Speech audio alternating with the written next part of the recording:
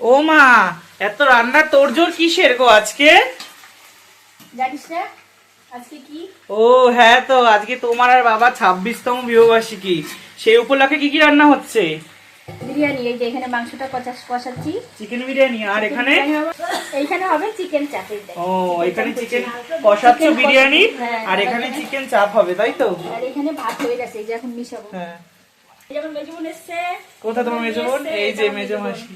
আর আমার মেজো বোনের মেয়ে, ওই যে দেখা। তার জন্য আজকে বিরিয়ানি হচ্ছে অ্যানিভার্সারি উপলক্ষে।